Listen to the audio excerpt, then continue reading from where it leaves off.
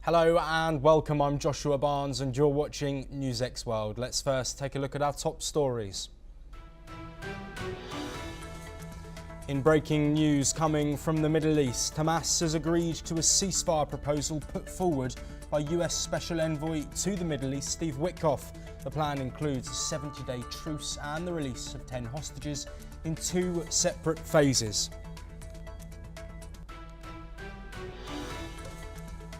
The Kremlin has accused Donald Trump of emotional overload as the US president calls Putin crazy following another night of strikes on Ukraine. Russia reports that 96 Ukrainian drones have been shot down in its territory as Ukraine accuses China of providing supplies to Russian military plants. US President Trump and European Union President Ursula von der Leyen speak on call over tariffs. The trade representatives of both US and EU are scheduled to talk in a few hours.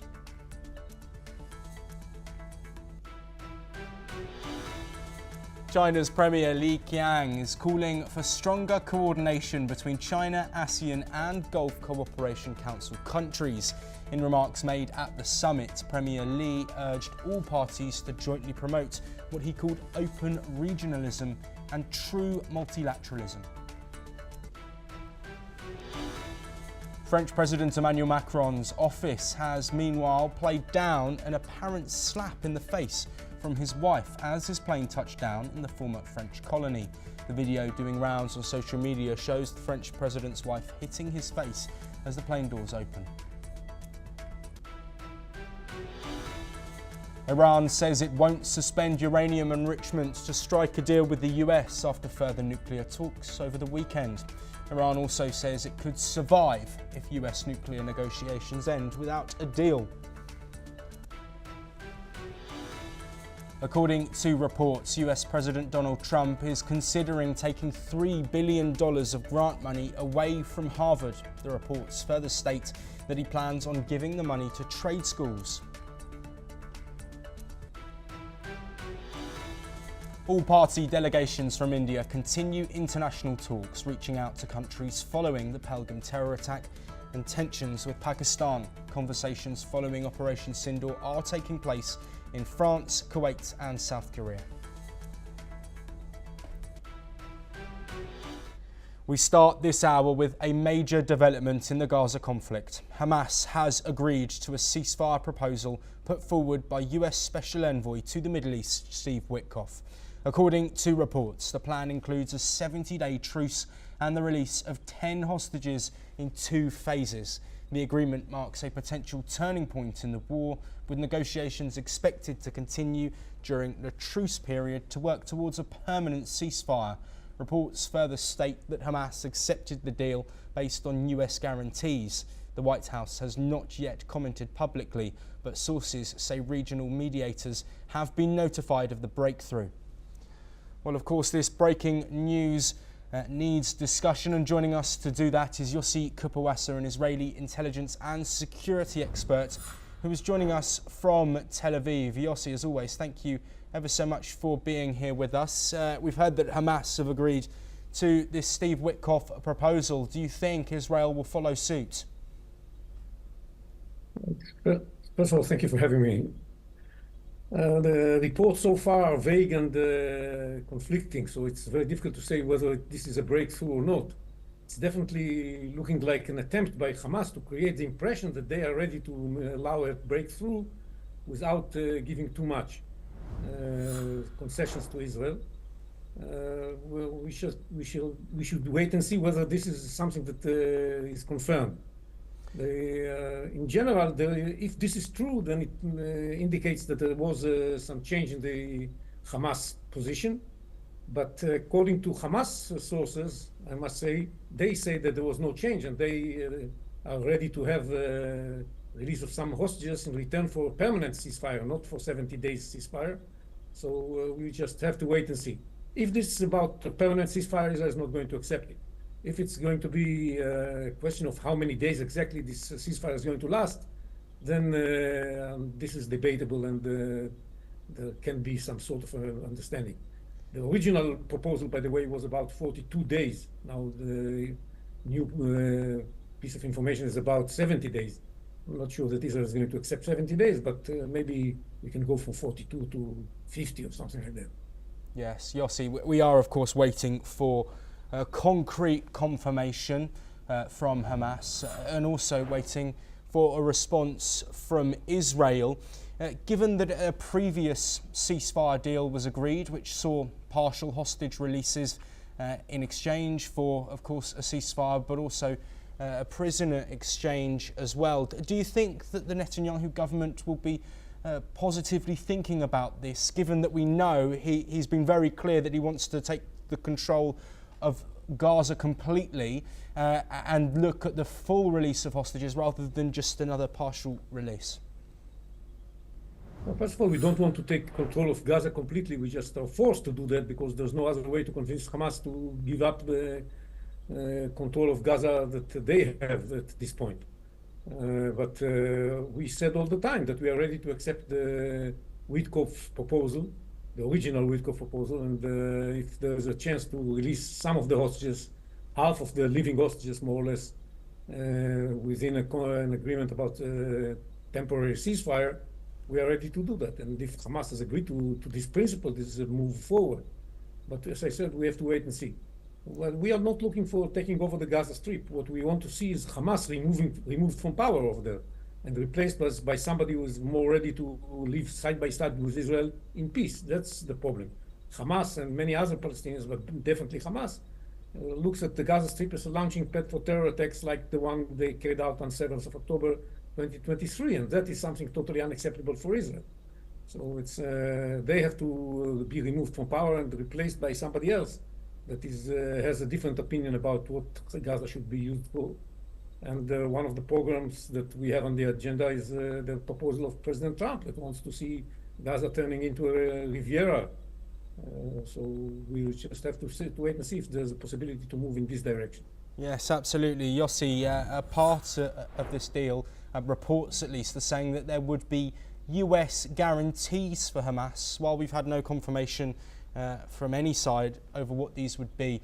Do you think if Israel were to move forward, there would need to be guarantees for them as well, potentially about the release of the bodies of the hostages that remain in Hamas control, that are dead, and also guarantees around Netanyahu's key points, which are disarmament and disbandment of Hamas in Palestine and Gaza?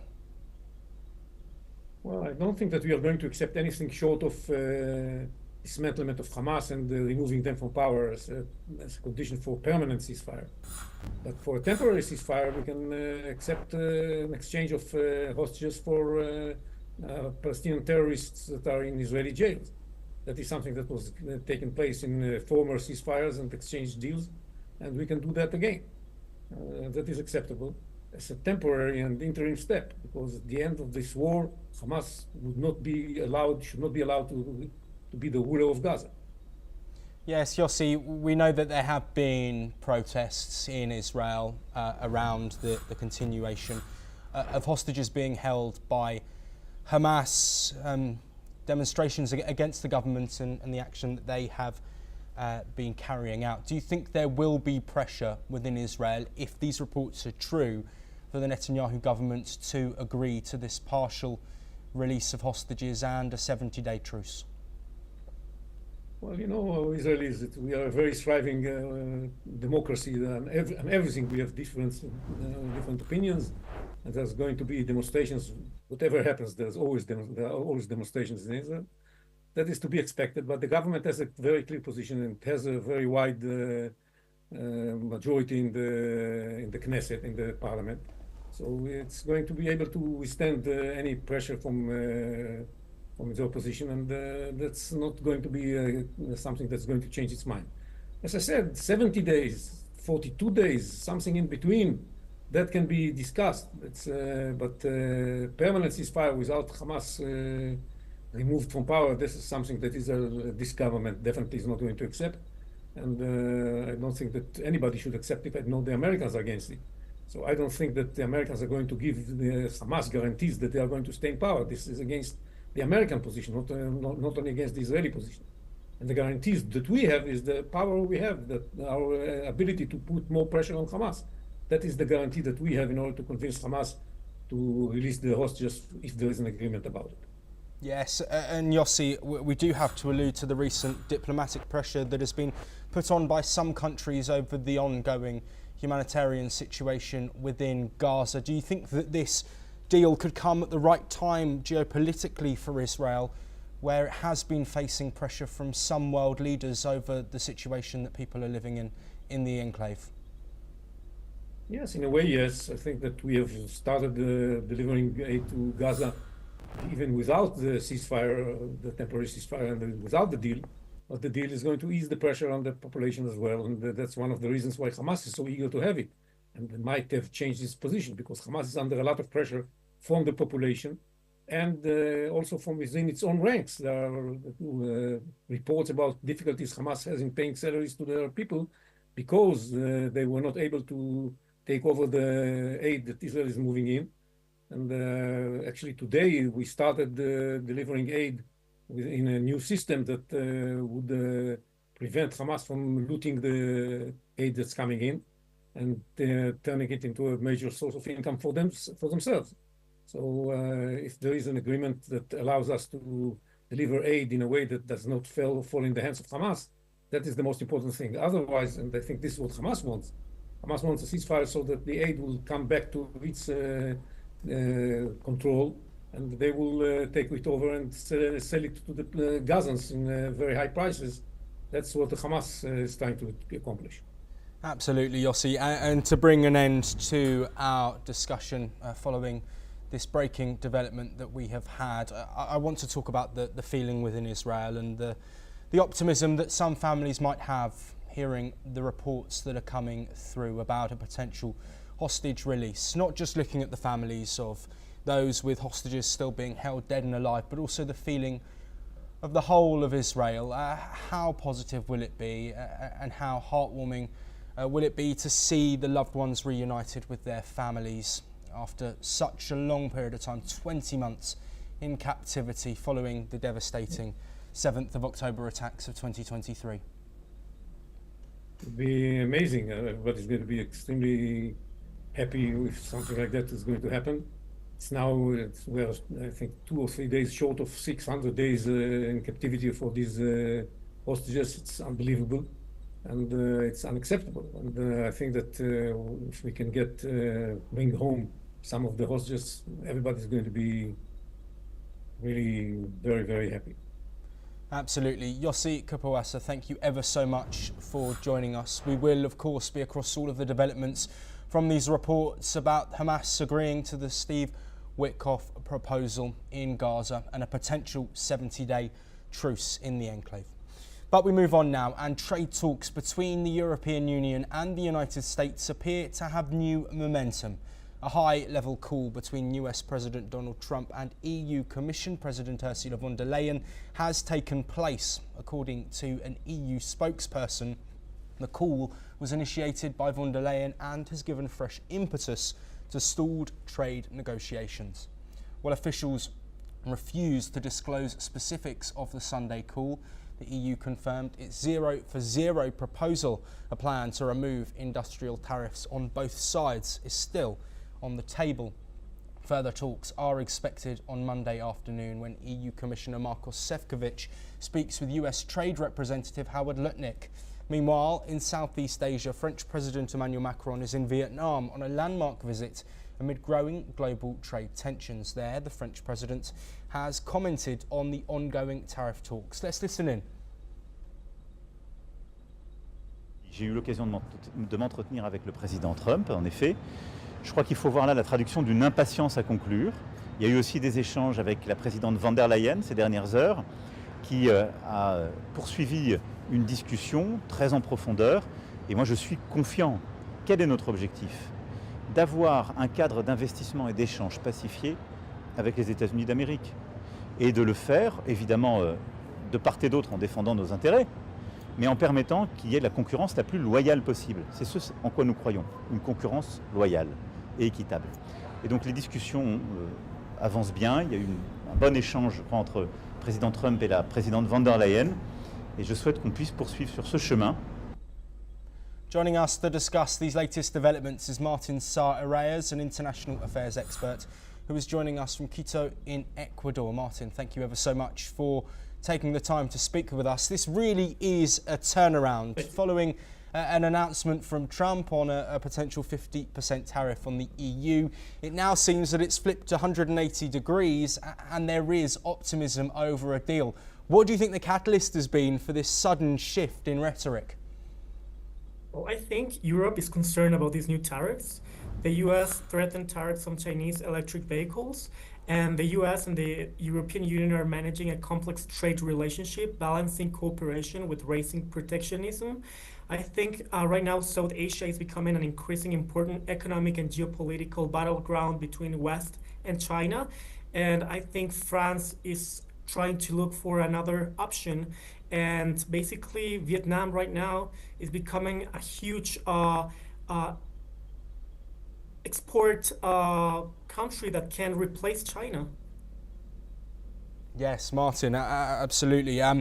Looking at these discussions that have taken place, is this just another example of Donald Trump's hardline stance and flippant use of potential tariffs as working once again? We saw it with the border nations of Canada and Mexico. We've seen him, of course, use the Liberation Day tariff threats to get many countries to the negotiations table. Is this Trump being the businessman that his administration say he is with great effect? So actually, this is becoming a huge issue for the whole world in trade terms. I think Trump was sure that the whole world will be absolutely dependent on the US tariffs and that he would have no problem in doing that. However, right now we see alternatives such as Vietnam. We need to remember that Vietnam is part of the free trade agreement with the European Union, EFTA, making it a natural partner. We see that Vietnam is strategically positioned in South China Sea and this region in a geopolitical tension. And I think the European Union has recently launched an anti-subsidy investigation into Chinese trades, suggesting upcoming tariffs. So I think the European Union is not interested right now either in China or in the US. They are interested right now in opening the trade with the Southeast Asia new powers in terms of trade. Yes, Martin.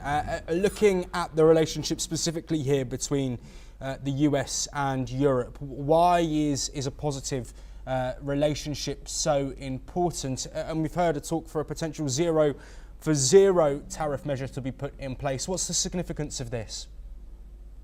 So I think right now Macron is balancing this by engaging in the southeast of Asia, showing that Europe has its own strategic outreach. And talking about the US, there is this ongoing friction between the US and the European Union in trade policies. And I think this is going to open a new world order in terms of trade, where the US is going to be a little bit segregated from the dependence on being the most on the global power of trade. And I think this is going to open like new opportunities for emerging countries. Yes, and those potential opportunities, of course, come in the wake of potential breaking of relationships between traditional partners. Who do you think will profit the most from that?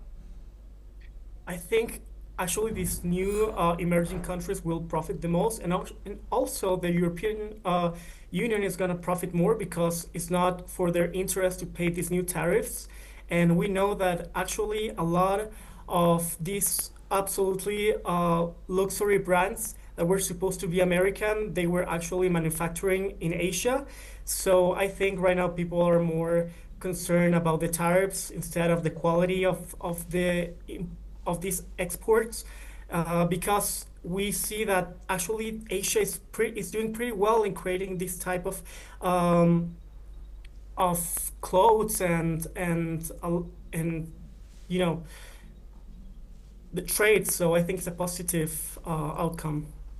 Yes, absolutely, Martin. To bring an end to this discussion. Where do you think these US and EU talks go next? Do you think a deal is imminent, and how is that likely to affect the markets?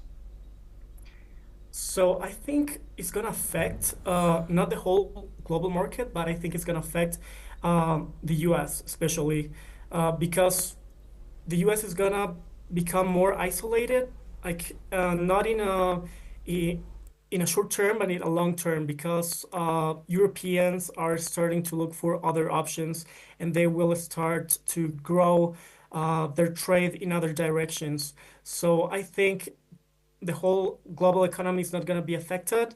Either the United States is going to be isolated and they need to change their approach because it's not going to work in a long-term strategy.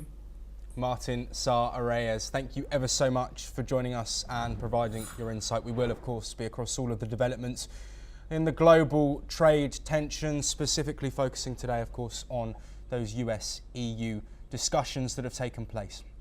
We move on now, and India's global diplomatic drive against terrorism has gained momentum on Monday as a multi-party delegation led by BJP MP by Janet Panda met Kuwait's Deputy Prime Minister Sharida Abdullah Al-Mashaji.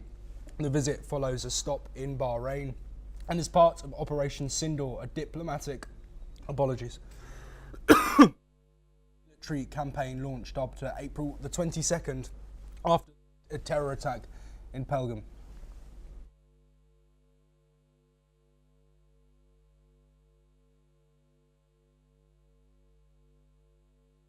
The delegation includes BJP MPs Ayman Asaduddin Owaisi, ex-J&K CM Ghulam Nabi Azad, and diplomat Harsh Shringala.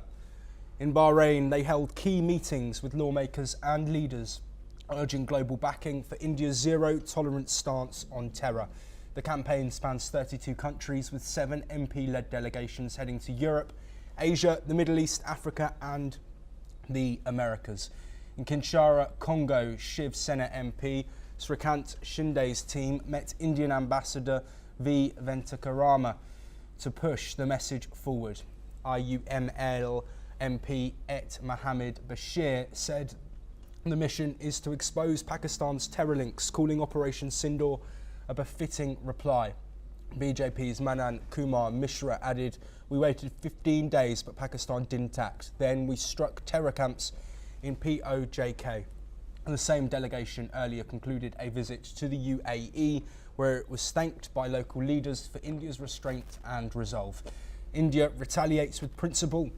Terror and trade cannot go together, Shinde said. The diplomatic push highlights India's effort to counter Pakistan's narrative and build a united front against terrorism globally. Operation Sindoor began on May the 7th, targeting terror infrastructure in Pakistan and POJK, killing over 100 militants linked to groups like LET, JEM and Hizbul Mujahideen. India maintains it avoided civilian harm, unlike Pakistan, which it accuses of targeting non-combatants. Well, joining us as I struggle through that description there is Ambassador Baswati Mukherjee, a former diplomat, joining us from New Delhi. Ambassador Mukherjee, apologies firstly for my throat there. Let's look at some of the comments that have been made here, really focusing on restraint that India has shown. Why do you think the global community are really supporting India in this, in the face of a devastating terror attack and provocations? Thank you very much, Joshua. I hope your throat gets better soon. At the outset, let me underline that there are 7 outreach delegations, which are all multi-party delegations, as behoves a vibrant democracy like India. In other words, it's not just the BJP, or the BJP is not leading all the delegations. For instance, the one going to the United States is led by a Congress party senior leader, Shashi Tharoor, etc. We have 2 prominent women MPs from the opposition leading 2 other delegations, etc. The one that you were referring to, which has a former Foreign Secretary Harsh Shringla as a member, demonstrates also the fact that the outreach delegations all consist also of one senior retired ambassador who can bring the diplomatic perspective to the delegation, quite apart from the support given by the Indian embassy or the ambassador. The destinations have been carefully selected either for India's strategic partners or for permanent members of the Security Council or non-permanent members, or those countries that we have traditionally included in our outreach in similar situations. The objective, Joshua, is very clear, as you already pointed out, which is to explain why Operation Sindoor took place, to underline the horrific terrorist attacks that happened in this pleasant meadow in Pahalgaon, where 26 Indian men were singled out because of their religion and executed in cold blood in front of their wives, mothers, or daughters. 3 of them were on their honeymoon and had just been married 3 days or 4 days ago. It also explains India's new doctrine, which is that in future we would look at such heinous terrorist acts as an act of war against the Republic of India, and we would take the necessary steps to go in and demolish these terrorist hideouts and those who are supporting them. If those who are supporting them are individuals connected to Pakistan's ISI or army, we would be constrained to take action against them. Secondly, that we believe that Pakistan's nuclear blackmail is a way to cow down India so that they can keep on perpetrating these heinous terrorist attacks upon us, which we should take lying down because of their nuclear blackmail. That has been abolished, and we have demonstrated that if they perpetrate terrorism against India, we will utilize conventional means to take them out, and we will not be cowed down by their nuclear blackmail. Because in the case of nuclear blackmail, Joshua, let me also add that Pakistan has a first use policy of nuclear weapons against India, whereas India has specifically a no first use policy against every country that includes Pakistan. So in other words, at any point of time, Pakistan can use a nuclear weapon and to nuke India, and we would be left only with the option to respond. That is something that we have not changed, because we are a peace-loving nation. We will use conventional means to bring down these terrorists. Our Operation Sindoor has been highly successful, and we hope that this recalcitrant neighbor of ours, who is helped by another neighbor, which is very powerful, which is a permanent member of the Security Council, we hope that they would understand that we would not take such terrorist attacks lying down in future. We hope that they would refrain, but if they persist, we would definitely retaliate. That's our new doctrine, and that is what our outreach delegations are explaining to our strategic partners, to permanent members of the Security Council, to key countries over the world, yes, including Latin America, Middle East, and Asia. Josh. Absolutely. Ambassador Baswati Mukherjee, unfortunately we don't have any more time, but thank you ever so much for detailing there some of the outreach. We will of course continue to look at the further outreach that takes place amongst delegations, but for now that is all we have time for. We'll bring you that and much more from across the world very soon.